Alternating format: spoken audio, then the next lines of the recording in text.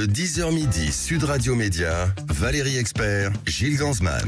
Bonjour Gilles. Bonjour Valérie, je suis content de vous revoir, mais moi aussi, vous m'avez manqué. Merci à Stéphanie de Muru de m'avoir remplacé. Voilà, et puis heureuse de vous retrouver. Et puis je redémarre avec un invité de choix, Jean-François Piège. Bonjour, merci d'être avec nous ce matin. Zéro Gaspille, c'est votre nouveau livre qui paraît aux éditions Hachette Cuisine. On avait envie de vous entendre ce matin sur ce sujet, s'il en est, d'actualité sur les économies, en particulier en cuisine. Et utile, absolument, et vachement bien. Hein. C'est absolument incroyable ce que vous réussissez à faire avec des épluchures de carottes. Enfin, on va y revenir. Et puis, on voulait vous entendre sur la télévision aussi et sur les émissions de cuisine, puisque vous avez d'abord vous avez démarré avec une immense journaliste sur LCI. Faut dire qu'on se connaît bien. Je veux pas dire les choses à moitié. C'est vrai qu'on a fait des petites émissions très sympas à l'époque où on allait chez les gens pour cuisiner, pour ce qu'il y avait dans le frigo ou le placard. Dans le frigo ou le placard. Moi, j'avoue que j'avais été bluffée. Je pense que Jean-François Piège est l'un des chefs certainement le plus intelligent. Je le dis pas parce que c'est mon ami, mais en tout cas qui a le plus le sens du produit, parce que vous êtes capable de vous adapter à un frigo vide. Vraiment, je l'ai vu faire, tout en étant un chef étoilé. Aujourd'hui, vous avez combien? J'ai pas noté, mais vous avez combien de restaurants? 8 restaurants, dont un à Taipei. Et ça déçoit pas les gens quand ils viennent et puis ils ont envie de voir le chef et puis le chef il est pas là? Alors non, parce que j'ai jamais menti. Il n'y a aucun de mes restaurants qui porte mon nom. Donc c'est déjà important. Et puis j'ai toujours dit que j'étais résident au grand restaurant.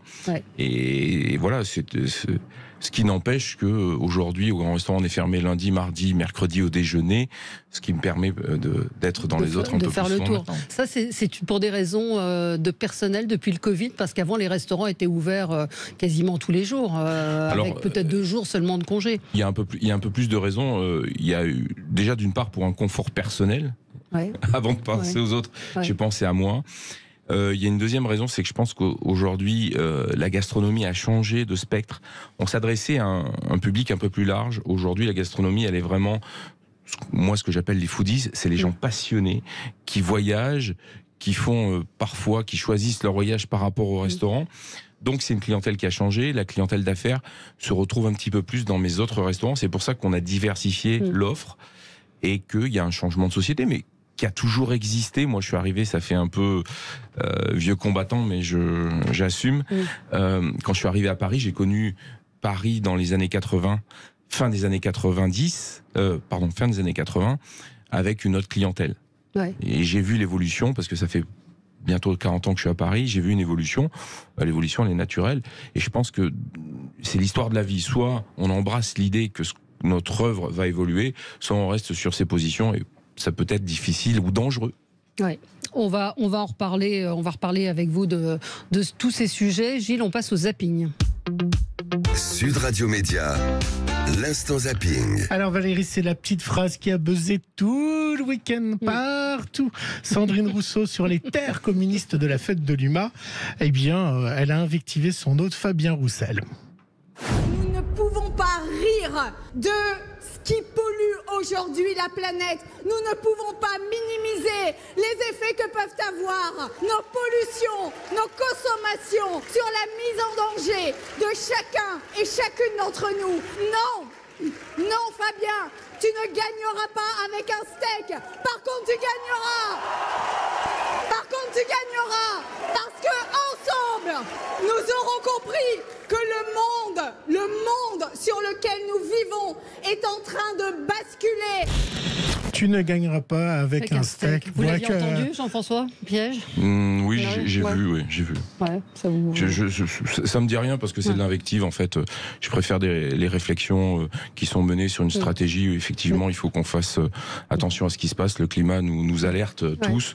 Après, je ne sais pas si de crier, ça suffit. Je pense qu'il vaut mieux avoir chacun une petite action, et puis on va laisser aux dirigeants avoir les grandes actions. Mais si nous, on a une petite action déjà chacun, ça sera pas mal. Mais vous, au Cloverfield, vous faites... Clover, pas Field. Clover.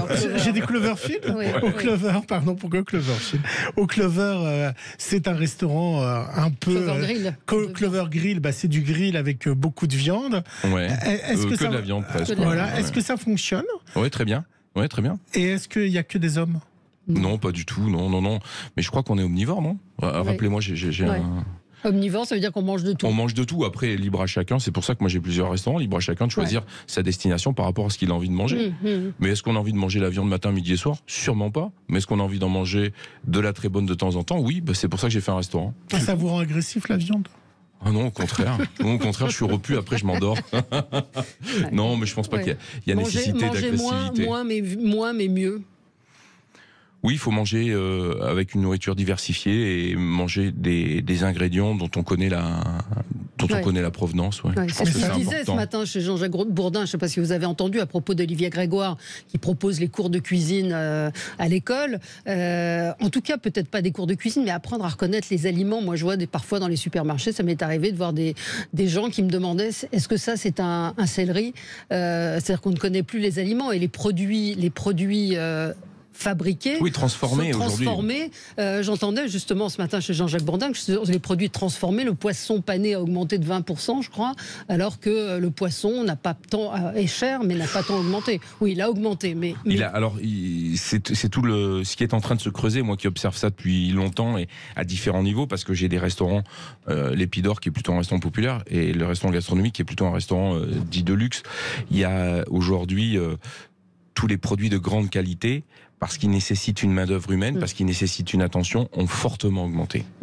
C'est pour ça que j'ai fait ce livre, parce que ça permet de se dire, on ne va pas rogner sur la qualité du produit, mais au lieu de l'utiliser une fois, ce qui donne un prix assez important, on va l'utiliser 2 fois. Ça permet de diviser son prix par 2 tout en gardant la qualité. Et c'est ça qui est l'histoire de la cuisine. J'ai rien inventé parce que la première fois que j'ai mis les pieds dans une cuisine, c'était à Granges-les-Valences, à côté d'où je suis originaire. Un grand cuisinier, à côté de Valence, un grand cuisinier qui s'appelait Jacques Manière, l'inventeur de la cuisine vapeur, qui était à Paris, qui avait vendu, parce que je pense qu'il avait... à son tour, lui, ras-le-bol de ce qu'il vivait à Paris, avait tout vendu, puis il s'est trouvé un petit peu l'envie de replonger dedans. Donc il a pris une auberge dans ma région. Et la première chose que j'ai faite, c'est une subrique de petits pois. La subrique, dans la cuisine classique, c'est un flan. Mais c'était pas des petits pois qu'on faisait, c'était des cosses de petits pois. C'est pour ça que je le traite dans cet ouvrage. C'est en faisant référence à ce à quoi j'ai été éduqué, jeune cuisinier, et tout ce que j'ai vu dans ma carrière, de me dire, aujourd'hui, c'est à moi de le partager avec ce livre. Et c'est une façon aussi de répondre à cette inflation. Mais c'est très, on pourrait vous dire, donc les pauvres ont droit de bien cuisiner les épluchures et les riches de manger les bonnes patates. Alors, pour avoir des épluchures, il faut manger les patates. Donc, ça marche pas. C'est juste, on va diviser le prix des bonnes patates, comme vous dites, par 2. Et que ce soit des pommes de terre, des petits pois ou autre chose. Oui, parce que c'est pas que pour les pauvres. Il y a des recettes. Le risotto d'épluchures de topinambour, c'est franchement, c'est super bon. Alors, vous allez me dire, moi, ce qui est très marrant, on peut pas me taxer de ça. Mon grand-père, il est né avec le siècle, il a connu les 2 guerres. Il travaillait à la PLM, Paris-Lyon-Marseille, l'ancêtre de la SNCF. Donc il était cheminot, donc cégétiste. Voilà. Donc cégétiste, qui était. Et donc ils n'ont jamais eu beaucoup d'argent. Et quand lui, il allait pas chasser, il ramassait, il pêchait. Et quand on allait à la pêche, assez souvent sur les bords des rivières dans la Drôme, il y avait des topinambours. Ça fait des grandes fleurs qui font 1 mètre, qui sont jaunes. Et ils m'ont un petit peu éduqué pour savoir ce que c'était. Et ma grand-mère disait non, je mange pas ça parce qu'elle en avait mangé toute la guerre. Et c'est vrai que ces légumes qu'on avait oubliés, il y a peut-être des raisons pour lesquelles on les avait oubliés. Ils sont redevenus à la mode aujourd'hui. On ne peut pas taxer l'idée qu'un topinambour soit un produit de luxe. En revanche, quand on l'épluche, si on le lave... Parce qu'il y a beaucoup, oui, c'est ça. D'abord, c'est la première chose. C'est laver toujours tous les légumes, bien les laver et les éplucher, faire sécher quand on a utilisé le four pour pas utiliser aujourd'hui l'énergie ou les laisser au soleil. Et on les fait infuser comme un thé, ça fait un bouillon, mais c'est dingue. Mais non. Ah si, c'est dingue. C'est dingue. Moi, je le fais, en fait, dans les restaurants, et c'est comme ça que je l'ai découvert. On cherchait à faire des choses au topinambour, et chaque fois qu'on fait cuire le topinambour, comme il y a beaucoup de sucre dedans, on a un bouillon qui est sucré, qui est pas très agréable.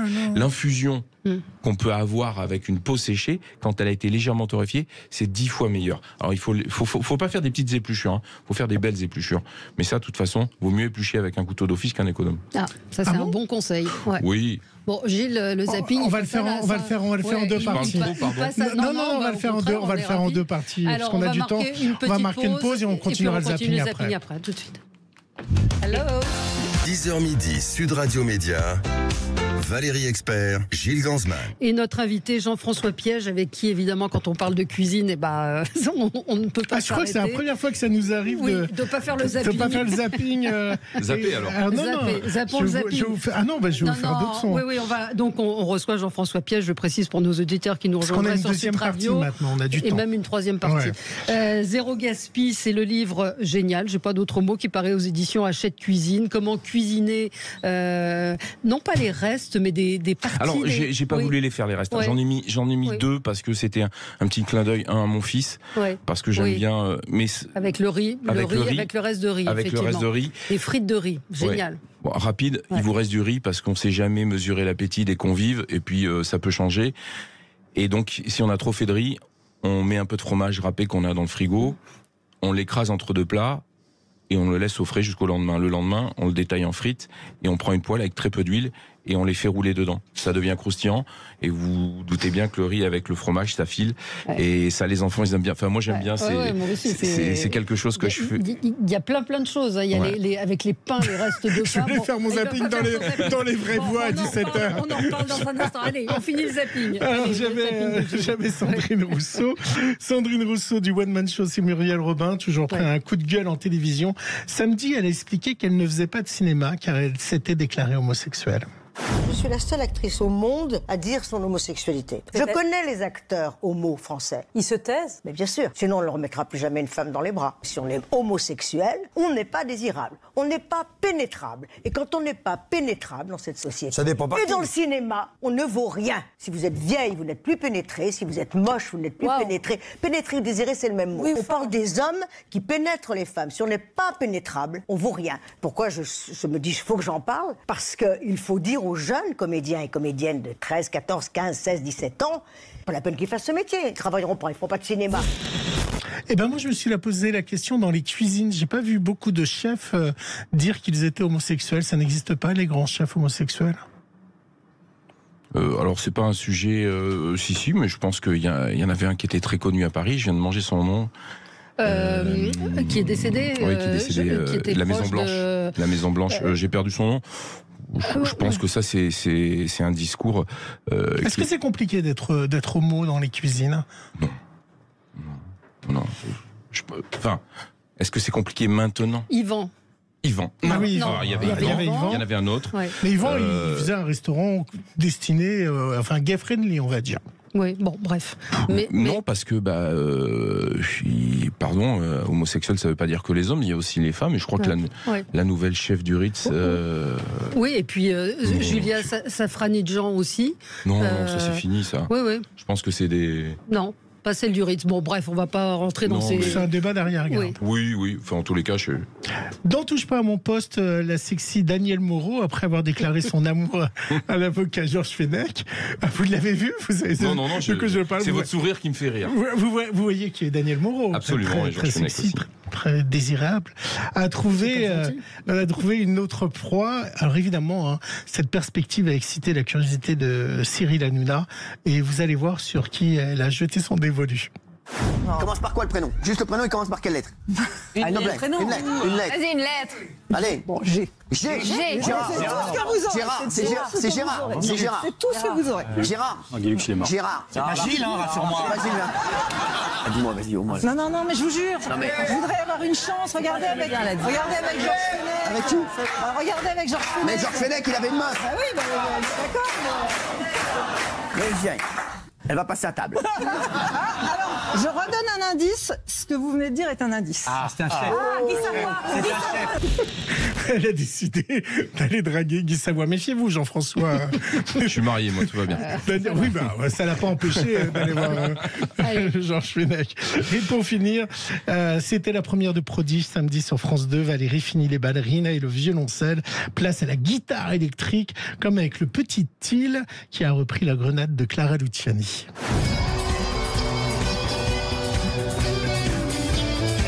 C'est le show.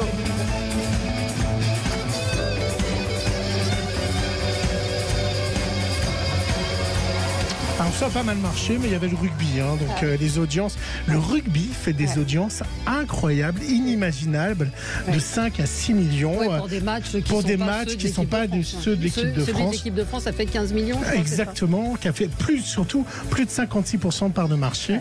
Et c'est des scores incroyables sur le rugby. Vous êtes vous aussi amateur, je fais partie du 15 de la gastronomie, où on est les 15 chefs qui ont œuvré pour pendant la Coupe du Monde. J'ai pas été le plus impliqué parce que j'ai beaucoup de travail, mais il y a des gens comme Yves Candebord, comme Christian Constant, qui ont Guy Savoie, qui est passionné aussi. Alors eux, ils ont même fait la cérémonie d'ouverture. C'est la question que j'allais vous poser. Est-ce qu'on vous l'a proposé? La cérémonie d'ouverture? Oui, absolument. Vous l'avez refusé? Oui, parce que j'ai pas le temps en fait. Il fallait du temps. Il y avait de la répétition. Il y avait 3 semaines de répétition. Et moi, j'avais pas le temps de le faire. Vous en avez pensé quoi? C'est ringard ou pas?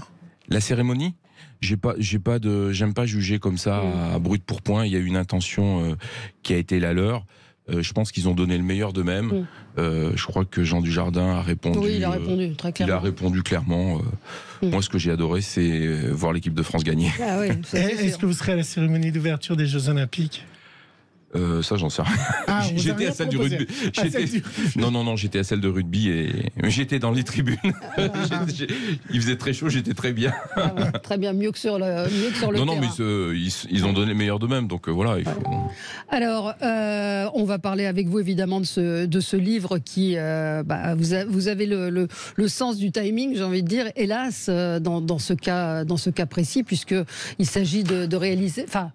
Mais on parlait de responsabilité tout à l'heure. Effectivement, il y a peut-être un bon timing parce que on est dans une période d'inflation, mais quand on cuisine, le gaspillage, c'est vraiment quelque chose auquel moi j'ai toujours fait très attention. Et je pense qu'en fait, c'est du bon sens. Donc c'est plus un livre de bon sens que il tombe au bon moment. Mais non, c'est le bon sens qui m'a... Est-ce qu'on a perdu aujourd'hui, ça rejoint encore une fois ce que disait Olivia Grégoire, est-ce qu'on a perdu le sens? Est-ce qu'il y a moins de transmission aujourd'hui qui se fait selon vous? Est-ce qu'il faudrait justement peut-être qu'il y ait un peu plus d'éducation à la cuisine? Oui, parce que je pense que la transmission familiale, comme on la connaissait, elle était ancestrale, c'est-à-dire qu'on faisait les recettes de sa maman, de sa grand-mère, de sa famille. Aujourd'hui, comme on a peut-être un peu déserté les cuisines au niveau familial, il y a moins de transmission. Les enfants passent plus de temps ailleurs que dans la cuisine. Est-ce que la cuisine est la pièce centrale de la famille aujourd'hui? J'en sais rien, elle l'était avant. Donc moins de transmission, c'est pour ça qu'en fait c'est à ceux qui réfléchissent. Moi, je peux pas réfléchir à autre chose que la cuisine. C'est ma légitimité. C'est votre boulot. Ouais, c'est mon boulot et donc c'est pour ça que j'ai voulu faire un livre. Je l'ai fait très rapidement en fait. J'ai vu au restaurant les prix augmenter des matières premières. Et je l'ai vu pour nous aussi, et j'ai dit tiens, il y a quelque chose à faire. Et un jour, en cuisinant pour mes enfants, je me suis aperçu qu'il y a certains ingrédients qui laissaient beaucoup de reste, qui avaient beaucoup pas de reste, de gaspillage. On parle de brocoli. Vous parlez de brocoli. C'est fou. On cuisine que les têtes et le à moins de faire en purée ou de le faire en purée. Mais... Oui, mais et encore à la limite, j'ai pas voulu. Tous les légumes qui sont dans le livre pourraient être cuisinés en purée. Oui, c'est vrai, c'est ça qui est original. Et j'ai pas voulu le faire. Ouais. La première fois que j'ai fait la liste du livre, il y en avait 150 recettes. Et je me suis dit que ce livre, il fallait qu'il soit cohérent. Donc qu'il soit... J'ai demandé à l'éditeur combien je peux faire de recettes, combien de pages pour qu'il soit à moins de 20 €. Une fois que j'ai demandé ça, j'ai dit je veux que ce soit du papier recyclé pour aller jusqu'au bout de la démarche. Et pour revenir sur le pourquoi... Une fois que j'ai eu ce principe-là, je me suis dit maintenant, il faut le cuisiner. Qu'est-ce qu'on en fait? Pour cuisiner les choses simples, ça tombe sous le sens. Je me suis dit, tu vas faire un livre pour tout le monde. Peut-être que moi, je dois donner un peu le sourire dans la cuisine, c'est aller chercher des choses qu'on gaspille et qu'on n'utilise pas forcément dans la cuisine et on va le faire différemment. Voilà. Et j'ai fait un petit sondage, j'ai vu que le pain était l'une des principales sources de gaspillage. Et aujourd'hui, même si ça a augmenté modérément, une baguette, ça coûte un certain prix. Donc quand on en jette une partie, parce qu'on ne sait jamais, une baguette, on l'achète, on ne sait jamais si on la mange entière ou pas, ça dépend ce qu'on a préparé à manger. Si on la fait sécher, on la refait farine, c'est-à-dire une fois qu'elle est sèche, on la mixe. on en fait des préparations et... Il y a le sablé breton à la farine de pain sec. C'est super bon. C'est ce qui est original, effectivement, dans le livre, parce que quand on pense à gaspillage, on se dit purée, soupe. Or là, vous êtes sortis de complètement, ce sont des recettes très originales, très malines et qui font envie. Moi, les carottes, chez moi, je les épluche plus. J'achète des carottes au marché. Le marché, c'est des carottes de paysans. Mais alors oui, est-ce qu'il faut des produits bio systématiquement? Est-ce qu'il faut parce qu'il n'y a pas tellement d'explications là-dessus. Est-ce qu'il faut les non, bien parce que c'était laisser des pages à des explications. J'ai préféré donner des recettes. Comme j'avais un livre qui était restreint. Moi, j'ai un conseil à donner, mais je le dis à chaque fois. Les circuits courts, c'est-à-dire que une façon de faire des économies, c'est aller regarder ce qu'il y a autour de soi. C'est-à-dire que dans n'importe quelle région, on s'aperçoit qu'aujourd'hui les marchés sont encore riches en paysans, que ça nous permet de les soutenir et ça nous permet de dépenser moins. Mais il faut avoir le temps. Le temps de quoi? D'aller au marché? C'est à peu près le même que d'aller au supermarché. Oui, mais c'est la journée, c'est le matin. Oui, c'est le matin. Il faut juste se lever, voilà. Faut juste se lever. Non, mais même aujourd'hui, les supermarchés ont aussi des efforts. Il faut quand même se dire qu'un paysan sera toujours moins cher qu'un supermarché. Un auditeur me dit maintenant, beaucoup de gens privilégient les loisirs au détriment de la nourriture. Donc, oui, après ça, c'est le choix de chacun. Moi, je porte pas de jugement là-dessus. La cuisine est une passion, pas un métier. On a beaucoup de réactions, beaucoup de gens qui nous suivent et franchement, le livre, je le dis encore une fois, vous donnera des idées qui sortent des sentiers battus. Oui, c'est trouvé. En fait, il y a 50 recettes. Cake d'épluchure de carottes. Il a l'air formidable, votre cake. Il donne très envie. Pourquoi j'ai fait ça? Parce qu'en fait, je me suis dit, tiens, le carotte cake, c'est un dessert anglais, un dessert sucré. Moi, les carottes, je les épluche plus. Parce qu'en fait... donc, vous avez plus d'épluchures. Non, mais je suis pas le seul.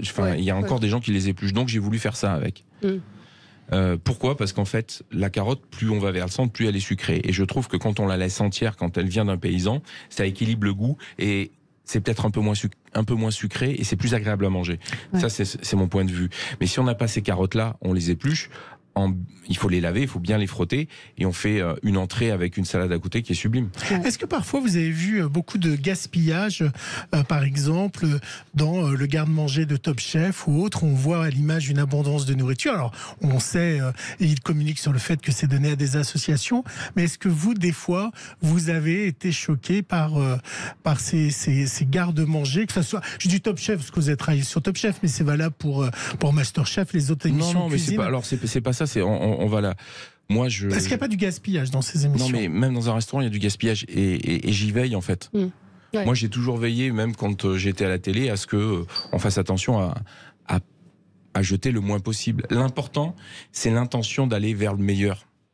Se regarder en critique comme ça, même dans mes restaurants, il y a du gaspillage. Je fais en sorte que tous les jours, il y en ait de moins en moins.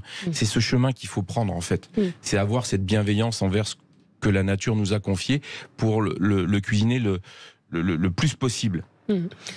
Tendre vers la perfection. C'est le chemin qui est important. Mais est-ce qu'on a besoin de montrer autant les garde-manger avec autant de choses? Si c'est pas gaspillé, c'est du spectacle. Ça fait partie de la mise en scène. Donc c'est pas le problème. Le problème, c'est qu'est-ce qu'on en fait derrière. Je crois qu'ils ont trouvé des solutions. Ils avaient conscience de ça. Ils ont trouvé des solutions en le donnant. Je sais plus à quelle la sauce d'ailleurs. Mais ça, c'est plutôt bien, ça, non? On se retrouve dans un instant. On continue cette discussion avec Jean-François Piège, chef 2 étoiles, qui publie Zéro Gaspille chez Hachette Cuisine. Et puis on va parler également des émissions de télé de cuisine des émissions de cuisine à la télé. À tout de suite. Sud Radio, le supplément média.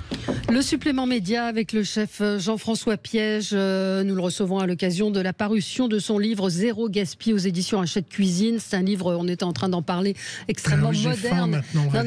Mais moi j'avais faim en le lisant. C'est vrai, mais très moderne, encore une fois, très concret, très pratique et simple en fait. C'est-à-dire que les recettes, elles tiennent sur 2 pages. Oui, il n'y a pas beaucoup d'ingrédients. Et à chaque fois, en plus, ce qui est assez malin, c'est que par exemple, vous vous dites comment réutiliser des croûtes de parmesan pour faire une béchamel, mais cette béchamel, vous l'utilisez dans une autre recette. C'est-à-dire que à chaque fois, c'est l'occasion d'aller de réutiliser d'ailleurs ce que vous avez fait une première fois. Oui. Et vous connaissez mon amour pour la cuisine française, donc j'essaye de rester toujours très français, mais si on met ça... Un bouillon thaï. Voilà. On reste très français, mais quand on fait on peut faire un dashi de croûte de fromage, ça marche très très bien. De l'eau froide, plutôt filtrée, ou sinon de l'eau minérale, dans un saladier. Vous glissez vos croûtes de fromage et vous les laissez une journée dedans. Le transfert entre le goût du fromage et l'eau va se faire naturellement. Vous le faites chauffer, c'est délicieux. C'est un dashi, je dis pas, c'est une soupe. Mais c'est une fondue ? Non, parce que à froid. On le fait à froid. Le transfert va se faire à froid. Et après, je fais quoi ? Un dashi, c'est une infusion, vous savez, c'est ce bouillon asiatique. Et on refait réchauffer après ? Après, on en fait ce qu'on en veut. Ouais. Ah bon ? Mais je sens que Gilles en fait, va passer à la l'idée, la réflexion, c'était de rien jeter. Quand j'ai fait les bouillons, on mange une volaille, la carcasse, on la jette. Non, on va pas l'acheter. Et au début, la première fois, j'ai mis des légumes dedans, mais je trouvais que ça avait un coût très important. Donc, j'ai mis des épluchures de légumes, le bouillon de volaille, j'ai fait cuire, et ça vous donne un bouillon de volaille. Le lendemain, vous mettez un œuf dedans, vous mettez des pâtes, vous avez presque un plat complet. Alors j'ai été très surpris parce que vous êtes un des rares chefs à pas faire de publicité ou de plats surgelés avec votre nom ou votre image. Faites attention à votre image. Et en ce moment, je suis envahi de vous sur mon Instagram. Je sais pas si Valérie, vous êtes envahi par Jean-François Piège sur Instagram pour cette où vous proposez des masterclass et des cours à distance. Ouais. Ça marche ça ou c'est pour payer des impôts? Ça marche. Alors ça, c'est pas moi. C'est j'ai enregistré 10. Ah, c'est déjà en boîte. Ah, on vous envoie les cours. Non. Ah, moi je crois que c'était en visio et puis. Non, c'est dire. Alors je sais pas s'il y en a 10, 15. Pardon, j'ai pas en tête. Non, c'est comme si je faisais un livre. C'est pareil. Moi, c'est la transmission qui m'intéresse. J'avais pas compris ça, elle est mal faite cette pub. J'ai cru que c'était vous donniez des cours en ligne et que c'était en Zoom. Non, c'est des cours de cuisine. C'est des cours de cuisine qu'on achète et sur lesquels qu'on peut. Non, moi ce que j'adore, c'est pour ça que j'ai fait beaucoup de livres, c'est de réfléchir sur la cuisine et ce que je peux proposer aux autres. Et la télévision, ça a été la réflexion au départ quand vous avez, je parle pas d'LCI où c'était formidable, mais de Top Chef. Non, mais toutes les émissions. Mais Top Chef, qui était quand même un gros barnum. C'est pas pareil parce que c'était une prise de risque pour vous. Ah bah évidemment, quand on débute quelque chose, c'est une prise de risque. Ouais. Parce qu'aujourd'hui, mais il y avait cette idée de transmission en fait. Oui, mais en fait, on s'est fait. Au début, quand on a fait la promotion de Top Chef, parce que c'était le début, il n'y avait pas d'émission de ce style à la télé.